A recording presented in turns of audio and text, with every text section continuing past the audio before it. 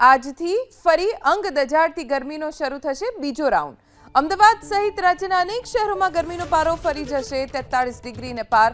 આગામી 5 દિવસ તાપમાનમાં 2 થી 3 ડિગ્રીનો વધારો થશે। 15 થી 17 એપ્રિલ દરમિયાન સૌરાષ્ટ્ર કચ્છના અનેક સ્થળોએ 40 થી 44 ડિગ્રીની વચ્ચે તાપમાન રહેશે। બુધવારથી બનાસકાંઠા, સાબરકાંઠા, રાજકોટ અને કચ્છમાં યલો એલર્ટ જાહેર કરવામાં આવ્યું છે। એટલું જ નહીં, અમદાવાદ, ગાંધીનગર અને વડોદરા સહિત રાજ્યના અન્ય શહેરોમાં પણ તાપમાનનો પારો 41 ડિગ્રીને પાર થશે। ન માત્ર દિવસે જ, રાત્રે પણ નાગરિકોને બફારો સહન કરવો પડશે।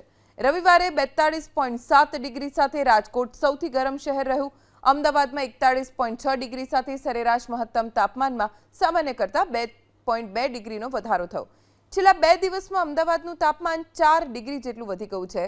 ઉપરાંત અમરેલીમાં 42 ડિગ્રી, ગાંધીનગરમાં 41.5, ભુજમાં 40.9, ડીસામાં 40.2 ડિગ્રી તાપમાન નોંધાયું।